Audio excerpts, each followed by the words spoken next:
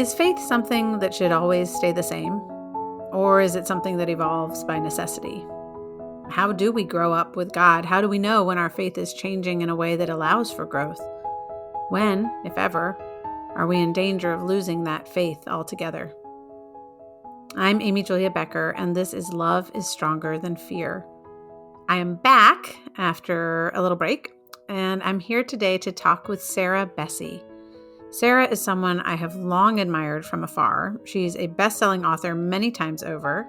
She co-founded the Evolving Faith Conference and hosts the podcast of the same name. She's a mom and a Canadian and a truly lovely person who somehow manages to be both gentle and gracious and very firm and clear in her convictions all at the same time. I'm really glad she's here with us today. But before we turn to that particular conversation, I do want to make two other announcements. One, the church season called Lent is coming.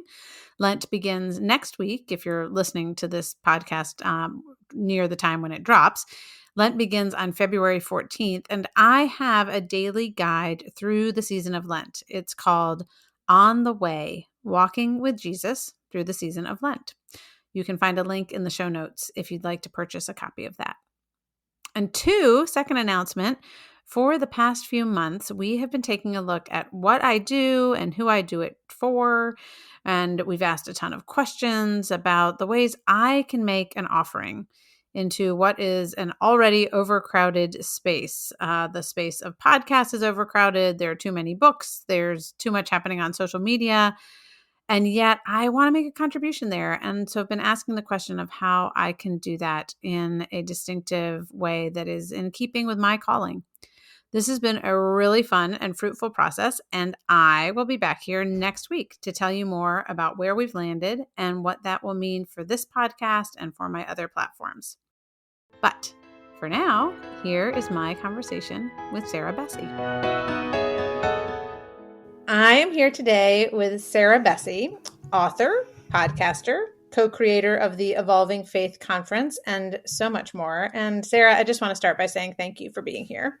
Oh, I'm so glad to be here. Thank you for the invitation. I'm incredibly honored. So happy. I was chatting with you ahead of time before we got on, and I just have been looking forward to visiting and getting to meet you, meet in person, on video, whatever it is. But it feels like it counts. By now, we're going to say that it counts.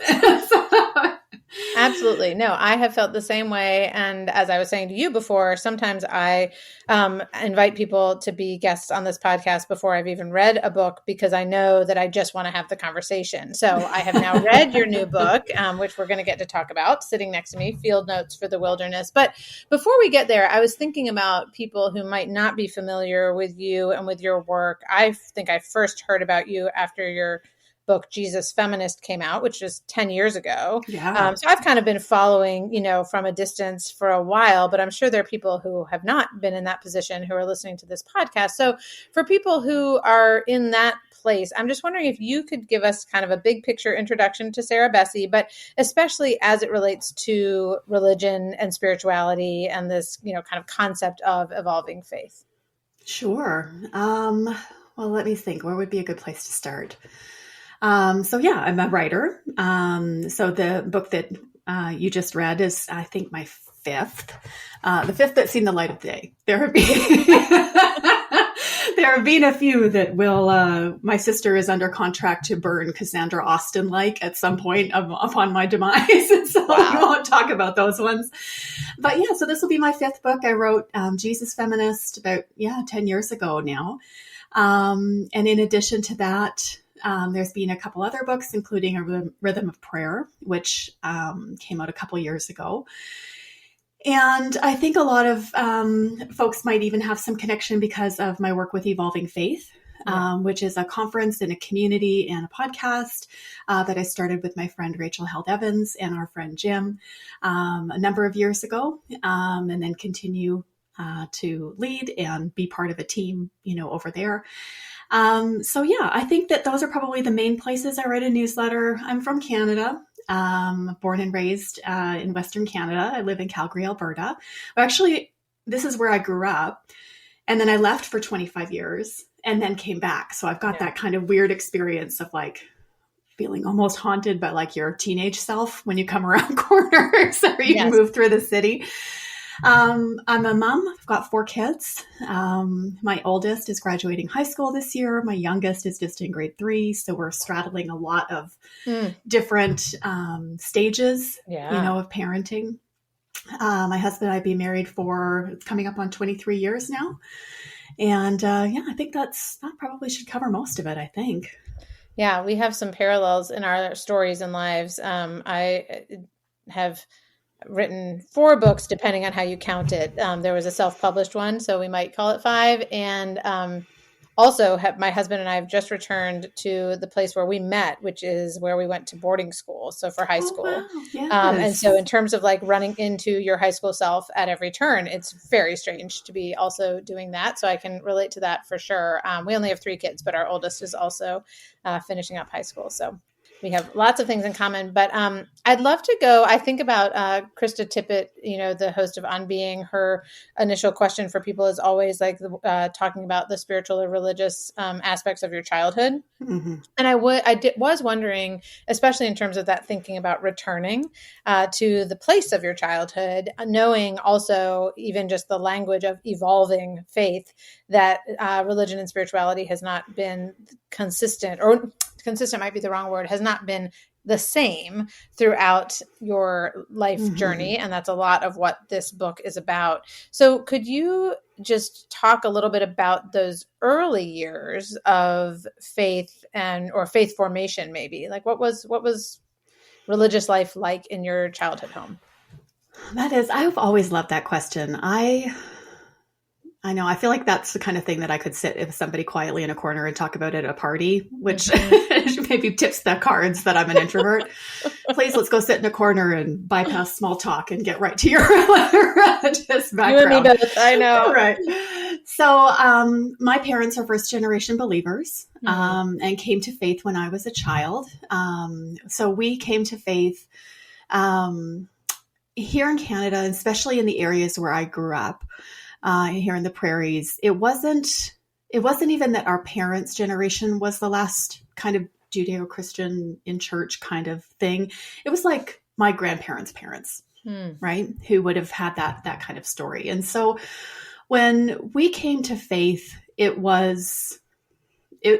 felt like turning everything upside down and inside out in a lot of ways. And it was, a lot of mainline churches were pretty empty in a lot of the communities that I grew up in. And so I was unwittingly and at the time, completely unaware maybe even of our place in the larger story of Christianity. But we were part of that third wave neo-charismatic revival movement in like the 80s.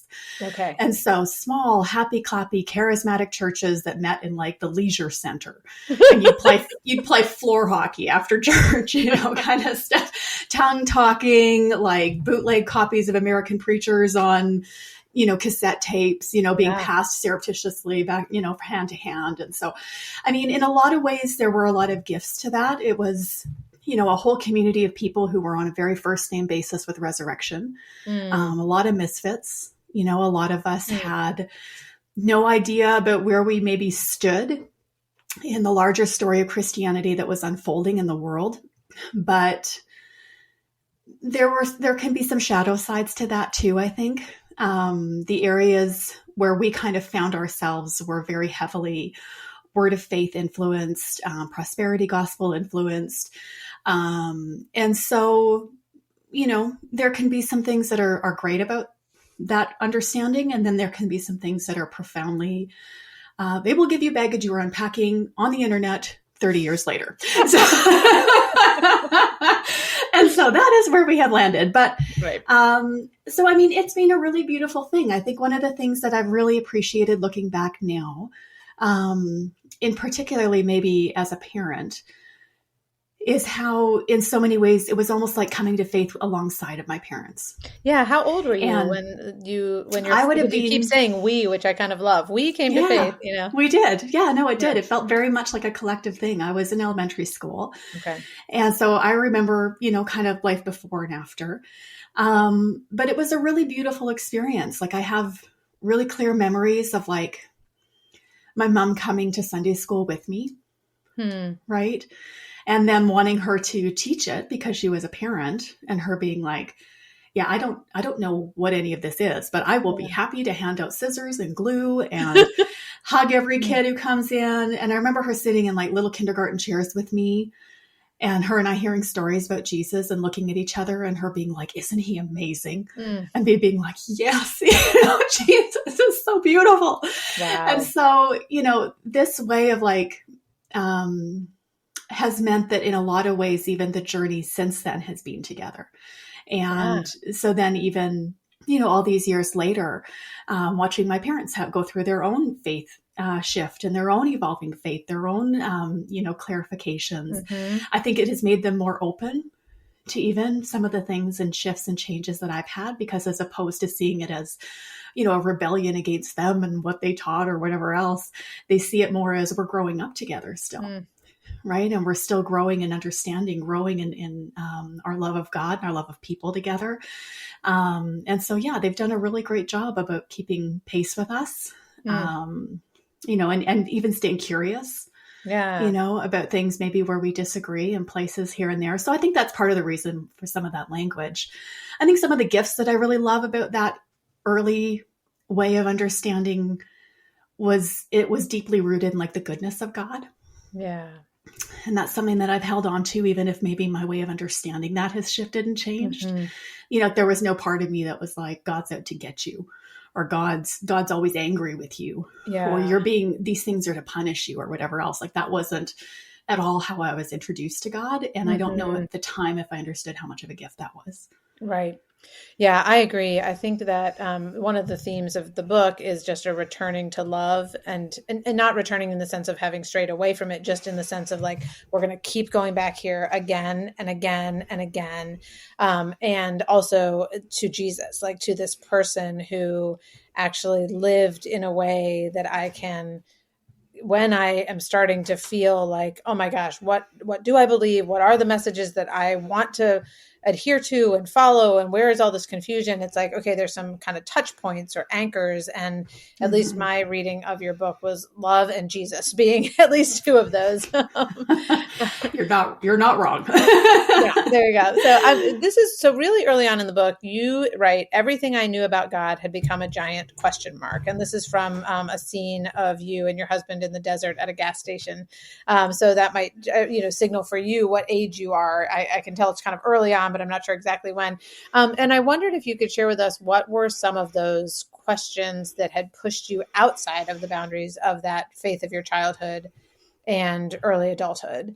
Because I'm sure there are listeners who might be in that place of just like asking questions that feel like, oh my gosh, like there might be nothing there, Yeah, absolutely. So that my first experience with what maybe I now would maybe know to use language like deconstruction, or faith shift, which is not language that I had 20 years ago, would have been helpful to demystify and take maybe some of the angst and fear out of it, right? Because it's a profoundly isolating experience, especially when you're deeply embedded in religious cultures and religious systems. And so at the time, I think a lot of the questions I had maybe masqueraded sometimes as questions about theology. But at the end of the day, I think where I found myself really running up against the origin point for almost all of it was grief, right? And sometimes it would look like anger. Sometimes it would look a lot like, rage or frustration or numbness or, even disruption. It was rarely pretty. To be flailing all over my life.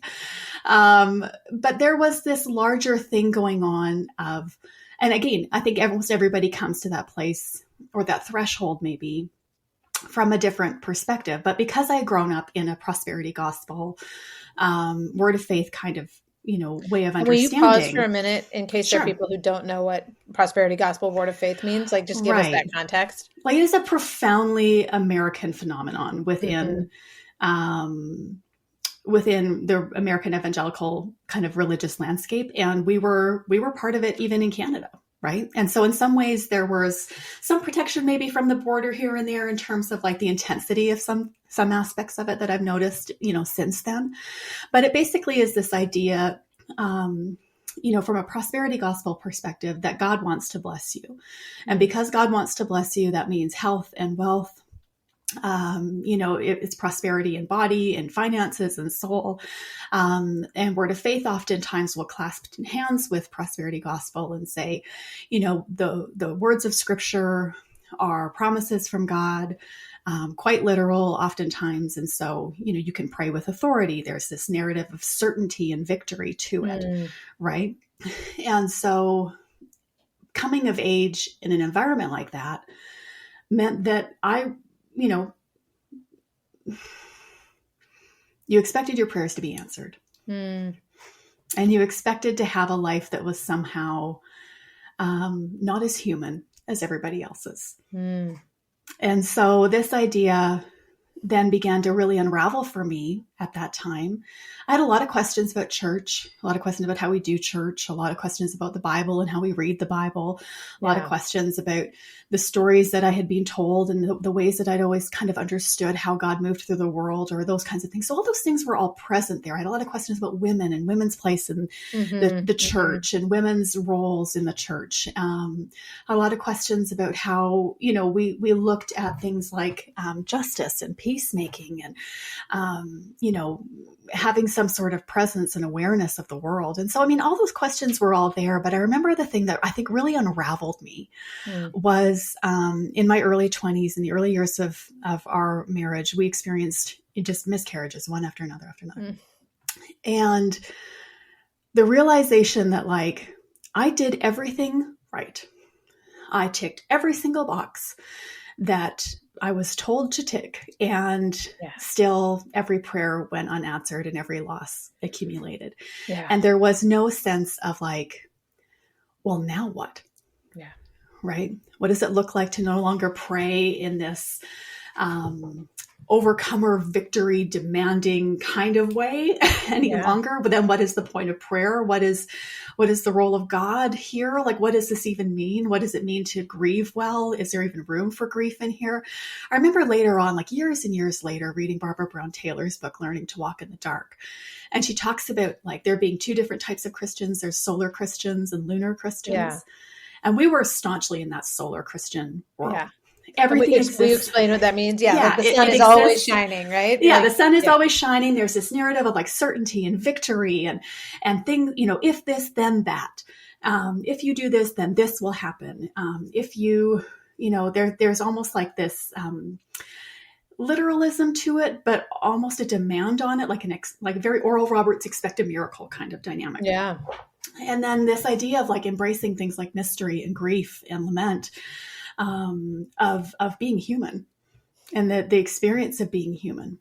That was what kind of started, really the whole process. And so for me, that unraveling, I think then led to the realization that when you have a broken heart, almost anything and everybody can kind of tumble in, right, to that breaking that can happen. And so that was even, I think, really deeply tied to my first kind of awakenings of there's a whole world going on outside of my own small griefs and sorrows. Because again, very, very ordinary thing, right? A lot of people have a story like that. It's hardly something that's odd or completely out of the realm of the experience, but it just so knocked me back that then it can open you up more to those larger things of well, what does a life look like then? What does it mean to love God? What does it mean to be part of the body of Christ? What does it mean? How do I understand Scripture? How do I understand my life? How do I understand all these different moving parts? And then of course it's when you have a snagged thread on a sweater, you pull it and the whole thing can kind of unravel. And that's how that felt, definitely. Well, and so I'm curious, in terms of, you've used the word deconstruction and not having had that word, 20 years ago, but it is a word now that a lot of people are talking about in terms of a movement, really, among especially people who've come up through American evangelicalism and who are asking those same types of questions. And yet I'm curious if you could speak a little bit about what it means to deconstruct, but also that, is there a contrast to the idea of deconstruction and evolving faith?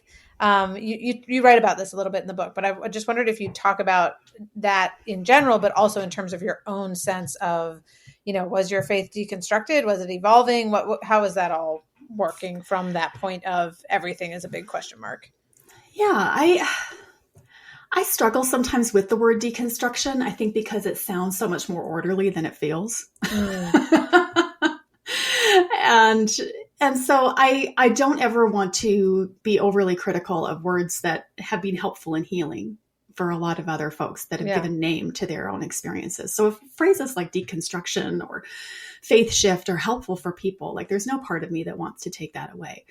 I think for me, the reason why I've grown to embrace even that phrase, an evolving faith, is maybe two or threefold. I think it harkens back to something that Father Richard Rohr talks about, which is learning how to transcend and include every aspect of yourself, or maybe all of the different versions of yourself that have existed, as opposed to just kind of saying, well, this old version of myself was, not worthy of love, or was so misguided, or was so whatever else. I want to bring those versions of Sarah along with me. I want to include the very earnest 8-year-old that I was, who fell in love with Jesus. I want to include like the very sincere, overly zealous, teenaged Sarah who was like, born again all over again. I want to include the Jesus feminist version of me and the brand new know-it-all young mom that I was for a number of years on the internet. And I want to, bring along even the angry years, the years when I felt like there was nothing worth saving in Christianity. And I wanted to burn everything down and not be a part of it any longer. Like all those versions of me all get to come along. Yeah. And they want to be included. So I think that's part of the reason why I like the phrase evolving faith. The other reason why is because of something that Rachel said at our first Evolving Faith gathering. And it would have been back in 2018, just 6 months before she passed away. And one of the things she talked about that first year was to say an evolving faith doesn't mean an evolved faith. It doesn't mean that somehow you are so much further ahead, that there is this element of like pridefulness to it. Yes. And that was kind of the spirit behind what she was saying. But one of the things that she actually said was that an evolving faith is a faith that is adapted in order to survive. And in some ways, I feel like that's oftentimes where I have felt a lot of affinity, is saying it's not meant to be static. Like the whole point of faith is not necessarily to say, well, now it's done and dusted. I've got everything organized in a 3-ring binder, every answer to every single possible scenario. I've got all my ducks in the row. Like that's, if you can get to the end of your life with the exact same opinions and beliefs that you had at the beginning, then you have missed the point. Right.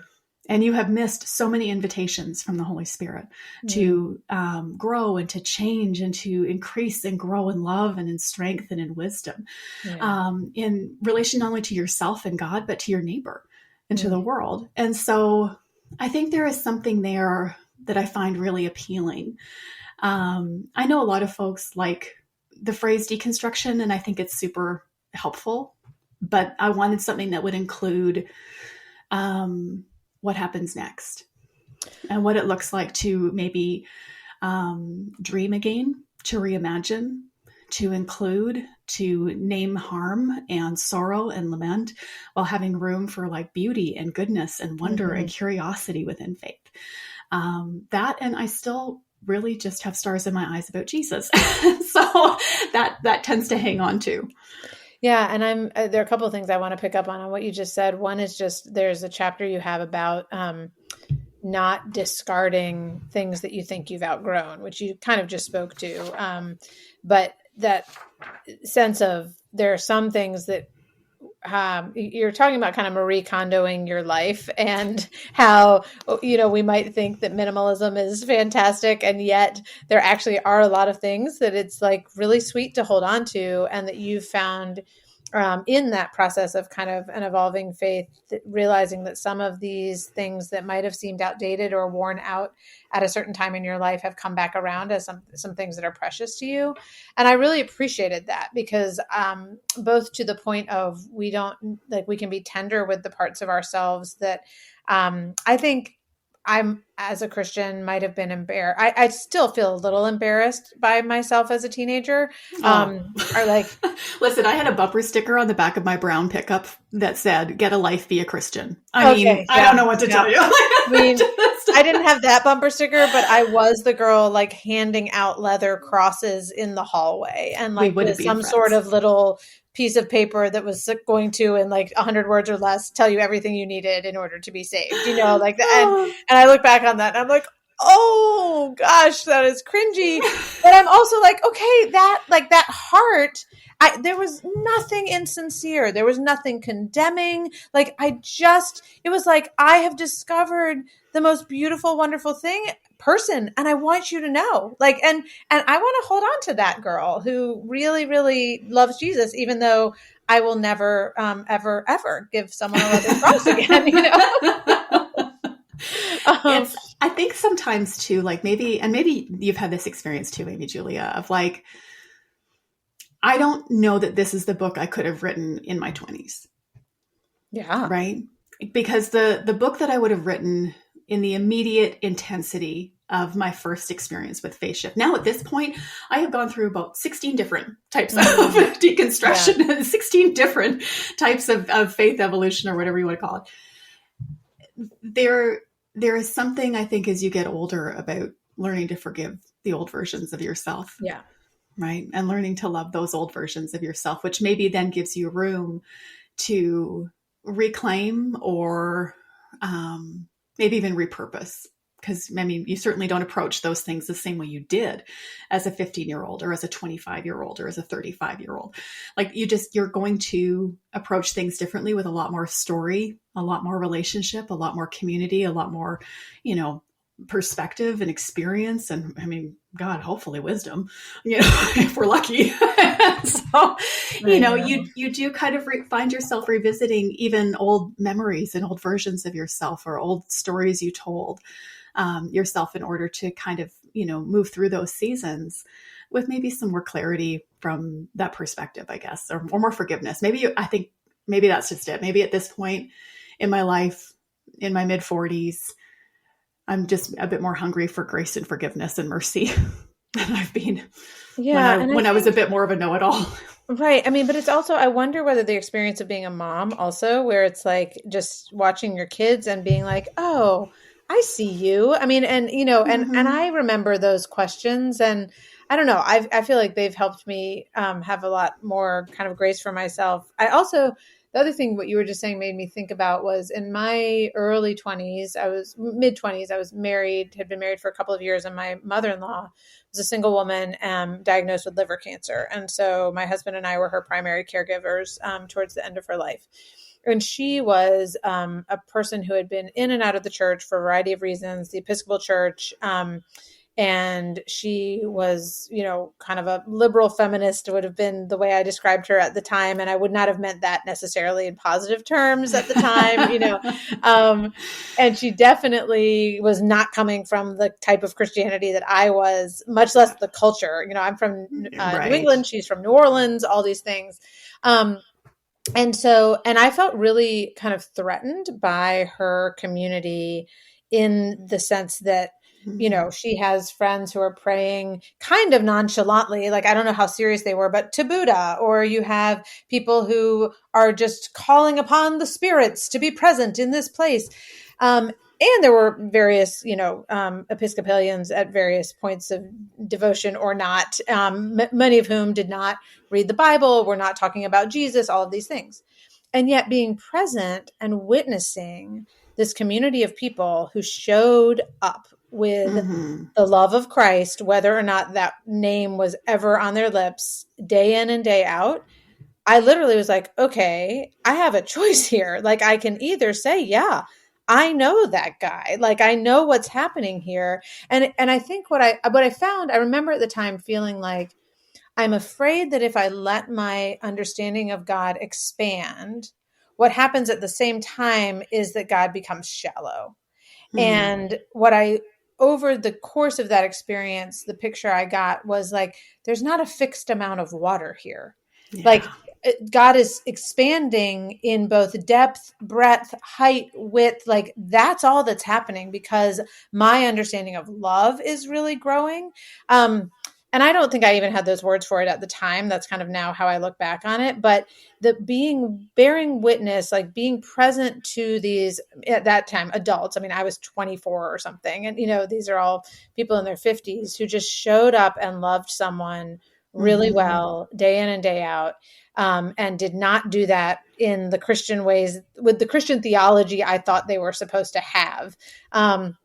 It really did just expand my understanding of who God was, of both the mystery and, to your point, the kind of depths of grief and sorrow that are coming with life in this world, and Yeah. the possibilities for joy and celebration and wonder alongside those things. Hmm. So yeah, just for me, that was one of those early experiences that I think would be now, I would say, a part of a very much an evolving faith. And I like that idea, as you said, of like adapting, surviving, but also of just growing and changing, as you said, not in a way that's superior to somebody else, but Right. just that's a way of like continuing to live life and to live life Hmm. with a God who continues to be alive, and not Hmm. stagnant or stuck in a box somewhere. I think you're exactly right. I think that maybe that's part of why I had a draw towards it, is because even deconstruction isn't, to me, is an aspect of evolving faith, Yeah. because there will be some tearing down.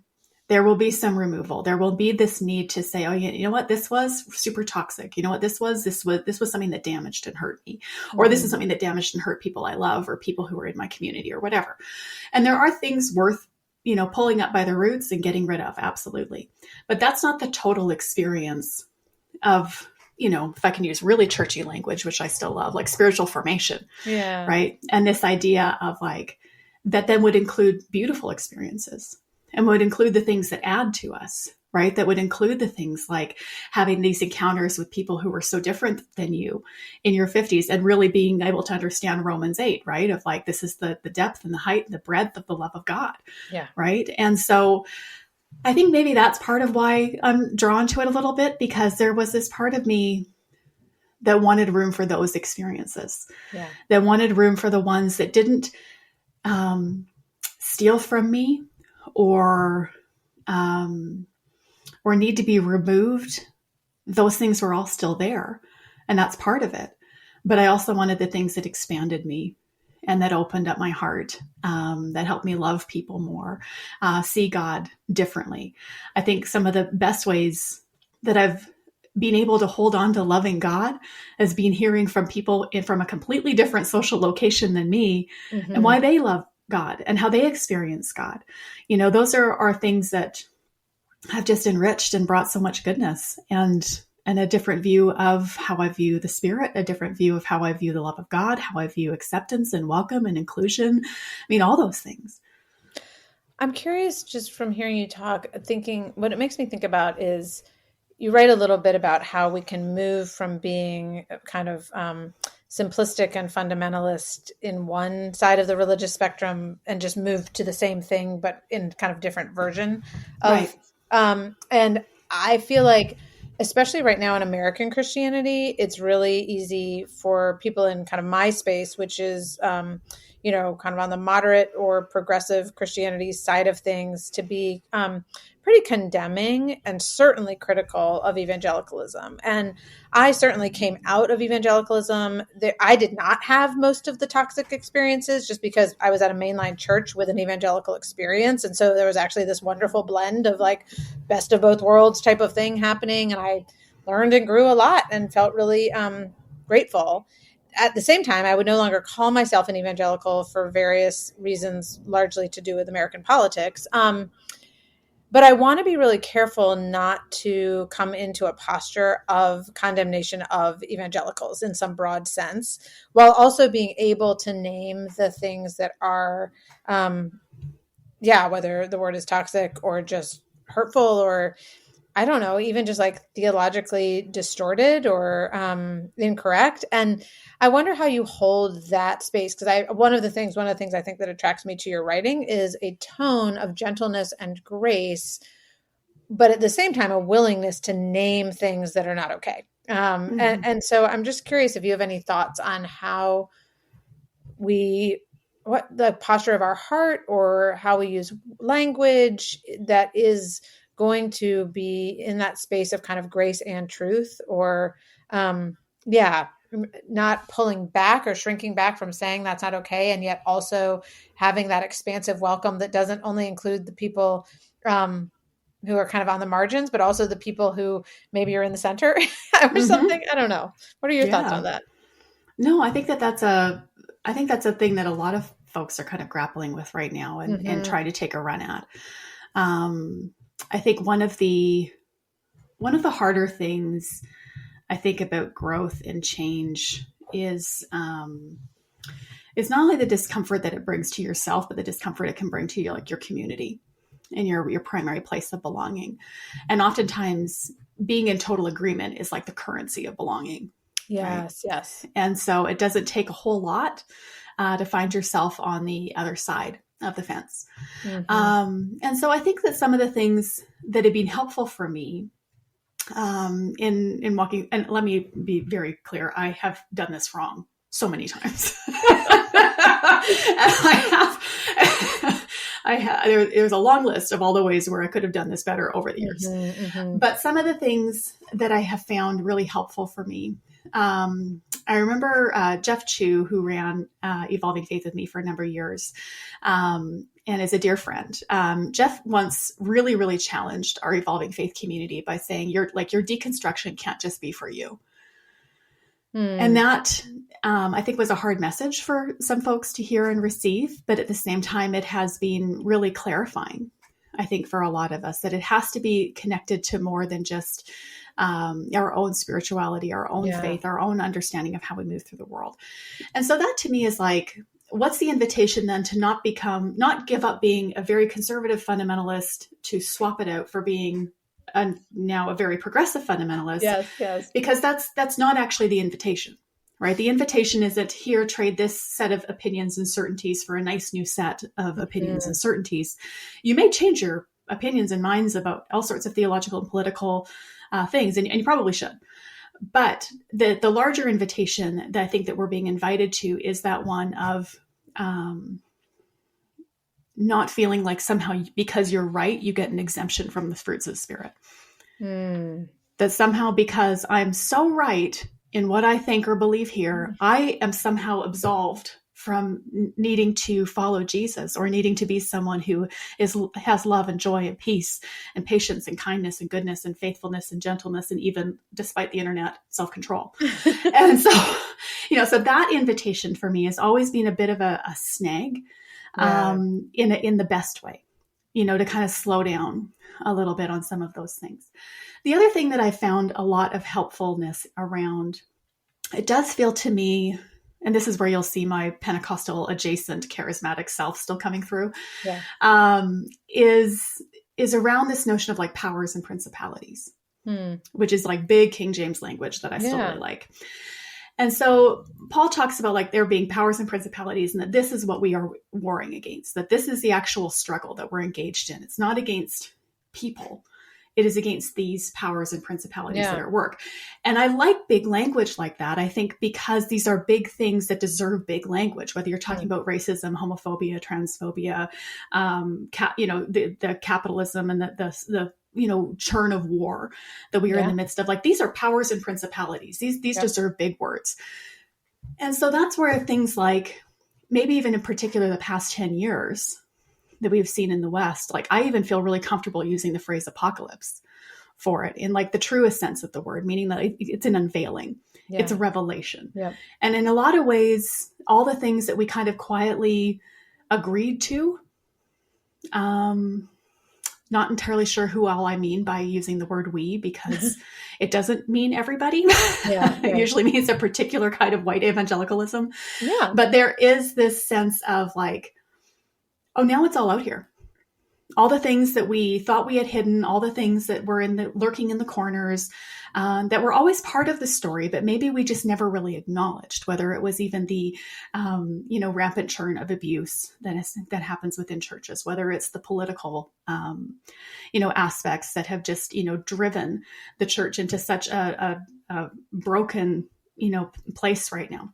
Yeah. And so you can look at all of those things and say, yeah, okay, you know what, this is language that's helpful for me to say, that these are powers and principalities at work. This is the thing that we are engaged with. And what is the invitation then from the Spirit in this place that would actually look not like naivete, but like an actual strong, muscular kind of love and peacemaking and goodness and mercy? What does it look like to continue to build on-ramps for transformation? What does it look like to make room for people to change their minds and grow and evolve? Those are questions I'm interested in right now, I guess.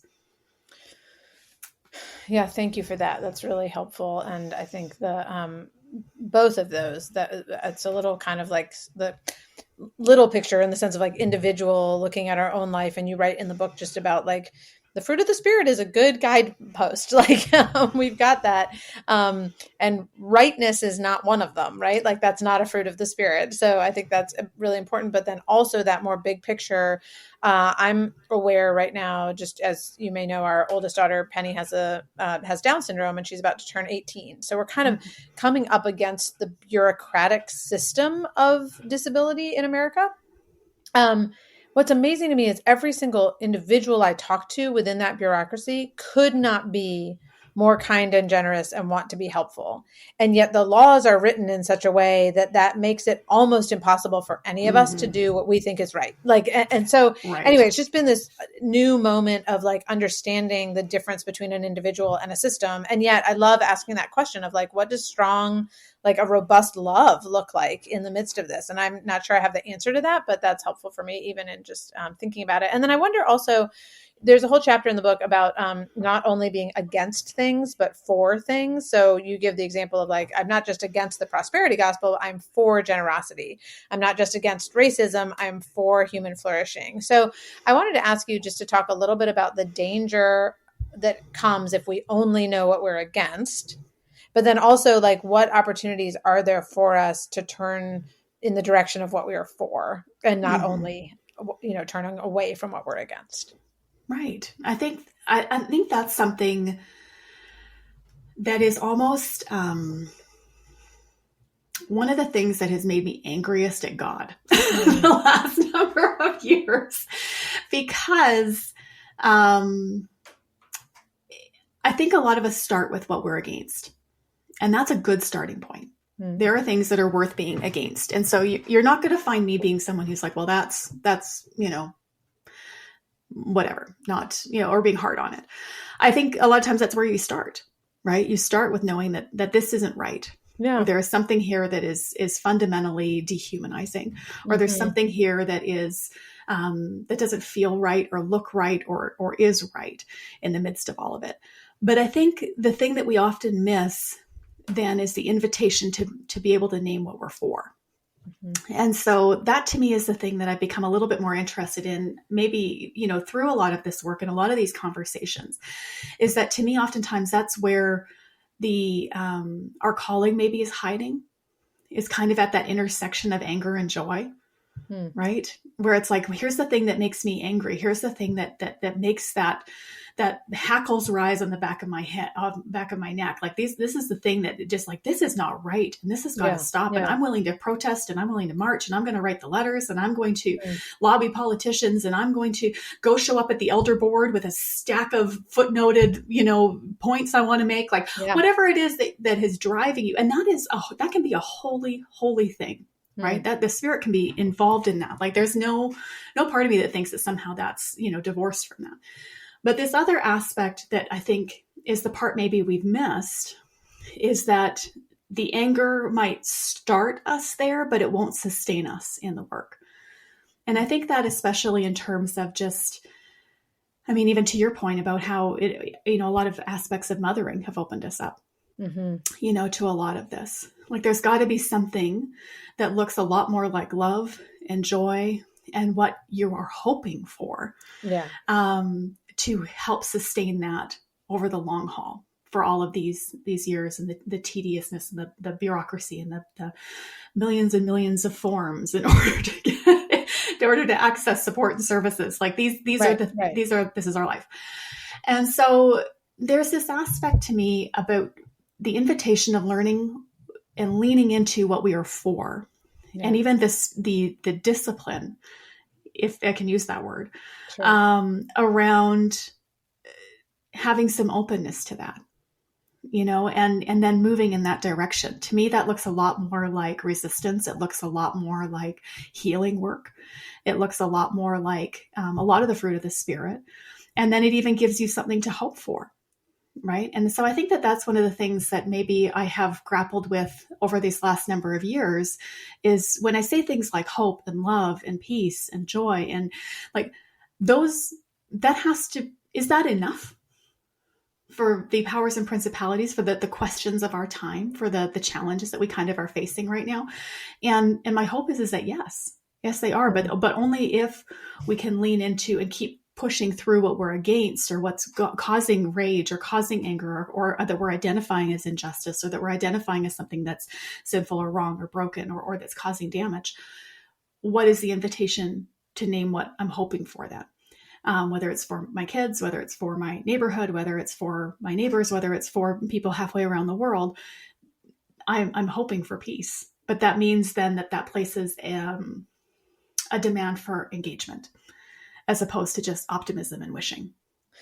Yeah. And I think, I'm just, as you're speaking, thinking to the ways in which, like the Bible and various places, whether it's the Old Testament or the New, speaks, yes, to what God is against, but very much in the context of what God is for, right. In the sense of like, why is God against injustice and oppression and all of these things? Because God is all the way for love and for humans, and for flourishing. But flourishing is not just about individual success or whatever, but actually communal. So that's just helpful. And as you said, I think that righteous anger can only sustain us for so long before it becomes cynicism or despair, honestly. I think it even gives you a path to follow. Like, I mean, in the book, I even talk about my friends over at Heartline. Oh, yes. Will you tell the story? Yeah, that really... It's amazing. Well, I don't know if we have time for it all, but that's never stopped me. A little bit of it. There's a reason why I usually have an editor. It's because I'm an oversharer. But one of the things that ended up happening was, Heartline operated in Haiti as an adoption agency, essentially. Yeah. And there were a lot of other aspects of what they did as well. But in a large part of their work for a lot of those years was placing Haitian babies into usually American homes. And the realization that it never ended, that there were always more traumatized mothers, always too much maternal death, always too much poverty. And the amount of children who came through their doors who actually had families, right. There were so many different aspects that are connected to deep justice issues and development work and NGOs and colonization. I mean, there's just a million different, tentacles at work here. But what it came down to was their decision to say, okay, if we're against lonely kids not being raised by their families, then what is the invitation to be for something? And so there were a lot of factors at play, and it's a really long story, but ultimately they ended up transitioning to being a maternal care center. And so they deliver babies and help raise up women to be strong mothers, and they connect them with one another. And it's become this incredibly beautiful, like Haitian-led initiative towards economic development and family connection and keeping women with their babies. And I think in 1,000 births, only one woman felt the need to relinquish her child. Yeah. All those babies are being raised in their culture and in their homes and in their communities and in their families. And women were not dying in childbirth. And like midwives were being trained, and nurses and like care practitioners. And so it's like, it has morphed into this really beautiful thing of like, if we're for this, then what would that look like? Yeah. And so it seems like a small example in one particular corner, in one particular community in the world, But to me, it became almost emblematic of saying, okay, well, we can be against things literally all day long. And that can be helpful. But now what? Yeah. And what does it look like for women to be able to raise their babies, to be able to move through childbirth in safety and security, to feel supported in those early weeks and months and years of motherhood, to find connection and community, to have economic opportunities and development for families. I mean, just you can change whole stories in a generation. Mm.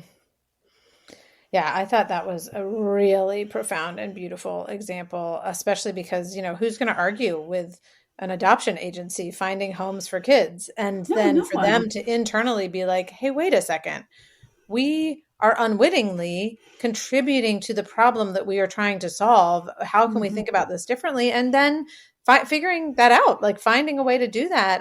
But I loved that. I love that example so much.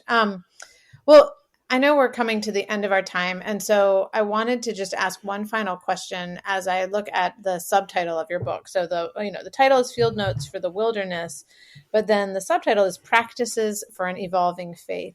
And we've talked about some of the practices that, might be a part of an evolving faith, but I just wanted to close by asking if there is any other, practice that you have found helpful along the way of your own faith shift, evolution, movement, and growth. Like what one or two, whatever you want to share, practices of evolving faith.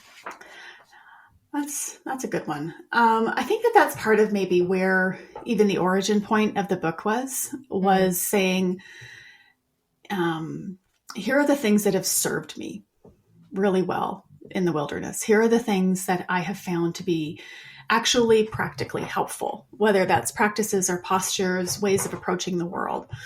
One of the ones that I think one of the aspects when you're talking in a lot of deconstruction conversations or evolving faith conversations, it can come with a lot of anger and rage and grief and loss and trauma for a lot of folks. But one of the things that I have found that is very consistent in experience, and yet not a lot of people talk about, is the gifts of it and the goodness of it. And this thing of saying, yes, maybe you lost belonging here, but then what does it look like to have belonging in the full totality of who you are? One of the things that really, really mattered to me and has become part of my own, spiritual formation and practice and ways of moving through the world is the one about learning to love the world again. And to learning how to see the wonder and the curiosity and the goodness of the world again, learning to let myself love it, not in general, like God so loved the world, and I'm just going to love the world. Like, no, in a particularity, right? In an actual place with an actual people, being able to name, these are the things that bring me joy. These are the things these are the places where I found belonging. And these are the moments that I've grown to love. And even erasing that weird imaginary line we can kind of create between what's sacred and what's secular. Like somehow they're separate.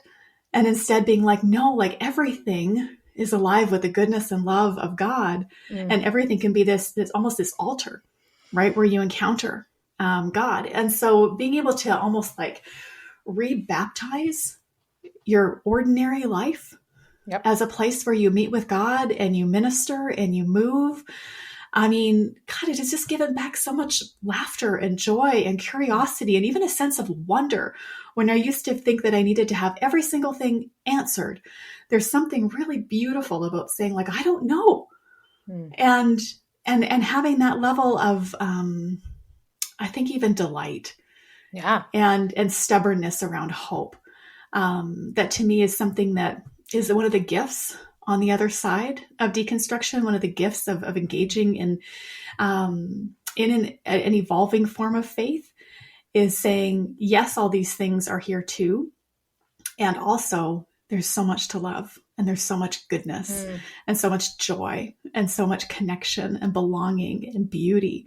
Maybe even in the things that I was taught to distrust or be wary of. Those have been good surprises. I should totally just say we're going to end it right there, but I have to bring up, because that was beautiful and thank you, but I just have to bring up this one little story that you share of your kids sleeping outside, and it's like 2 o'clock in the morning and you hear them talking, like they've woken up, and one of them says, as they look at the stars, "I can't believe we always sleep through this."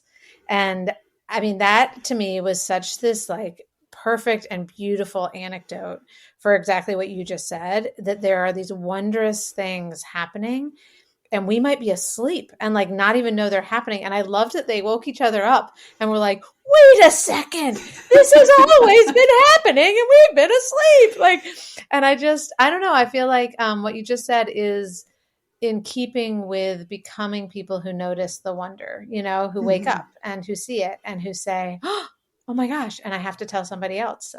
Because again, that's what I'm for, is for the beauty and the wonder and sharing that in love with other people. So anyway, I loved all these stories, but I also just love getting a chance to talk to you about them. And I'm grateful for this book and for the work that you do, in all these other spaces as well. So thank you for being here with us. And thank you for these words.